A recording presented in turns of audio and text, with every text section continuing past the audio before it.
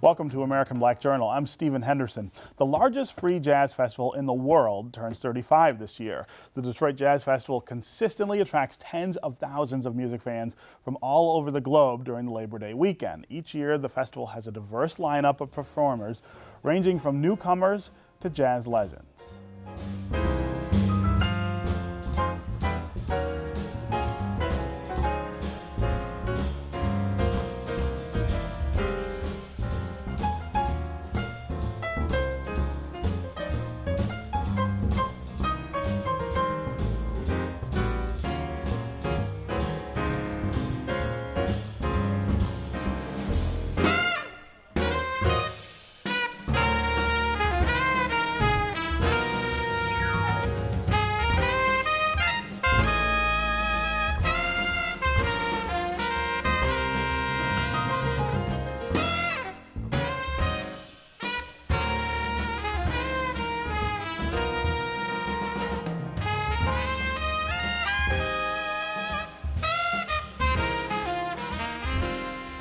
My guests today are instrumental in the production of the Detroit Jazz Festival. Please welcome Cornell Batie, who is the Executive Vice President and COO of the Jazz Festival, Sharon Banks, who's the Chair of the Board of Trustees, and Chris Collins, who's the Artistic Director. Thanks for being here. I have to say, this is probably my favorite show of the year because I get to have you guys on and we get to have live music in the studio.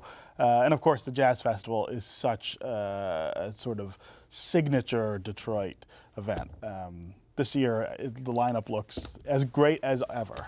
Yeah, we appreciate it. We thank you for having us on your show. And Chris, as always, has put together a great programming for us this year.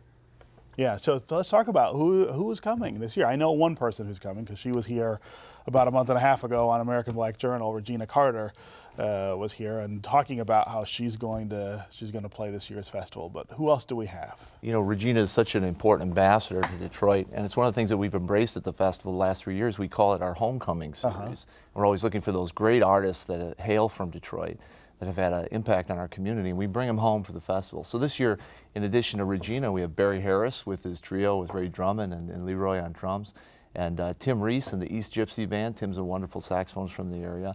And then we have a homecoming band that wraps up on Monday. Jimmy Wilkins, 92 years old, playing the music of his brother Ernie Wilkins, who most people in Detroit know those names. Sure. They were responsible for, you know, Basie records and music that Nancy Wilson sang. He's just an amazing family. And so the homecoming band will play with all the homecoming artists and Jimmy Wilkins on Monday to wrap that up. It's just one of the many series we put together to help our audience come and enjoy the festival and get to what they want to get to despite the incredible depth. Because as you know, it's 4 stages of music going all day. All day for what, 3 or 4 days? 3.5 days. Yeah. And it really helps us to, you know, it helps our audience to kind of see where things are at. So if you want to check out the legends, the cats like this year, Pharoah Sanders and Phil Woods and Stanley Clarke and Barry Harris, you can kind of follow that track. If you're into the more modern stuff and you want to get into, you know, the Mike Stern Band, if you want to check out Regina Carter's Southern Comfort gig, then you can kind of follow that track through the festival. And so along the way, you have a chance to see those great upcoming artists you may not know, along with the legendary figures that we're blessed to still have with us, Ramsey Lewis with John Pizzarelli, and some of the youth in our community that have been selected throughout the year for a special performance slot at the festival. Yeah, and of course it is in downtown Detroit, and the downtown always feels different, I want to say, on that weekend. Yeah, it's about putting Detroit on the stage. I mean, you know, the thing is, you know, this is the world's, you know, largest free jazz festival. You know, Gretchen Ballade has fought to keep it that way. That is top of mind. She wants everyone to have an opportunity to experience it. Right. She doesn't want it just to be those who can afford to actually pay the ticket price. Right. What they experience that weekend, I mean, generally to go to another festival, you would spend hundreds of dollars to be able to get that experience. To see that many acts, absolutely. And the artists, I mean, we're talking, you know, the best artists in the world. Yeah. You know, and when individuals come and they see that, you know, they get an opportunity to see why artists choose Detroit. Right, right. What's the current state of this festival? I can remember a time when we were a little nervous about how it would continue.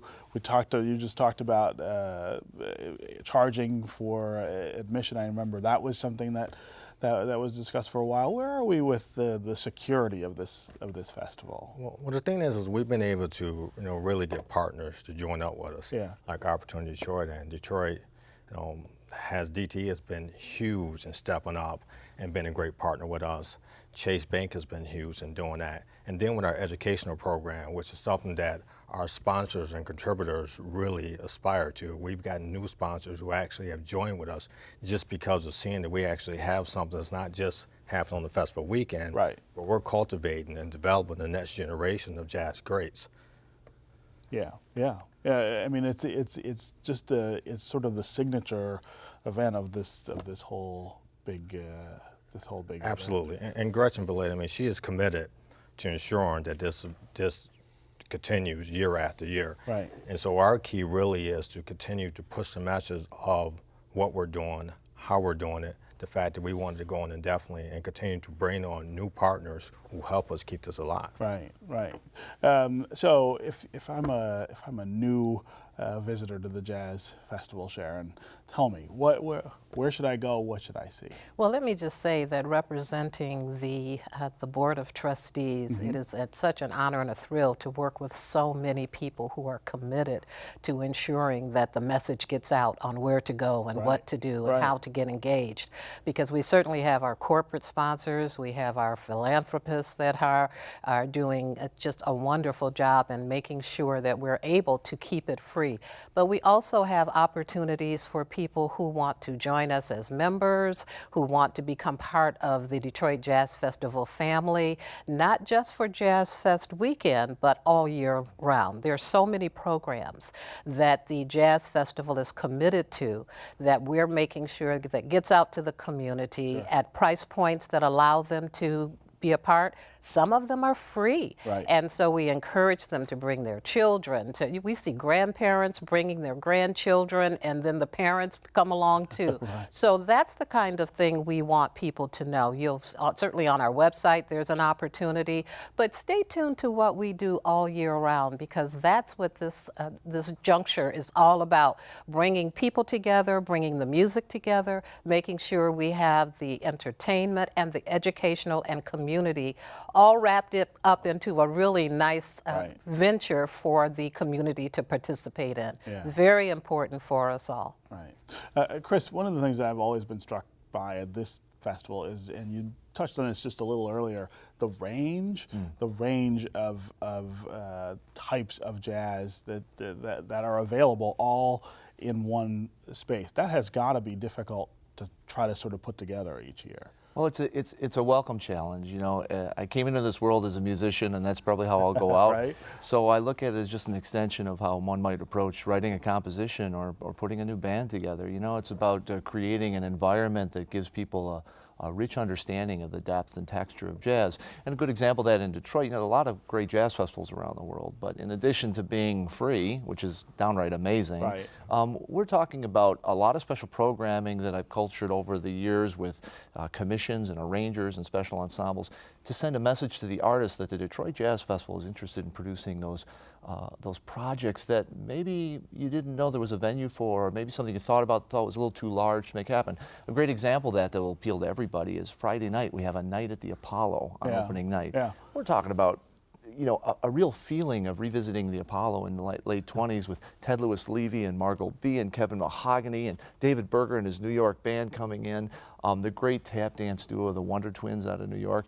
But it's all formatted in a way that the music will be of the highest artistic value, but it'll also celebrate that time when jazz was woven into the popular culture of America. And the intricacies, the integral connections between dance and jazz, between the vocal elements and the instrumental elements. So that kind of programming, the 2 Miles from Wayne show, which is Wallace Roney playing with his quartet with a Detroit-based brass and woodwind ensemble orchestra, playing pieces that have been lost, that Wayne Shorter wrote as a gift to Miles Davis many years ago, and no one's ever heard this music. And so those are the moments that you're going to embrace. You're going to realize these are things that, while there are jazz festivals everywhere, we have programming that's not only free, you couldn't see them anywhere at any price. And that's special. And you're bringing them all into this small space. I mean, it is not a big place that you have to walk forever in. I mean, you can get from one stage to another pretty quickly. You really can, and it makes the city, the skyline, Yeah. the architecture, the backdrop of all these performances. And that's something that should attract everyone to celebrate how beautiful our city is and how welcoming it is to families and to people from all over the world. And the fact that they all come due to jazz music, Americans' contribution to The the world. American form of music, right? Yes, it's beautiful. You know, my son's name is Oscar, and that's not by accident. Oscar beautiful. Peterson was a real influence there. But you know, we don't hear jazz as much on the radio anymore, but it's still a big part of our lives. We'll continue our conversation about the Detroit Jazz Festival a little later, but coming up next, a group of local musicians will perform right here in our studio. That's right after this look at some important moments in Detroit's Black history.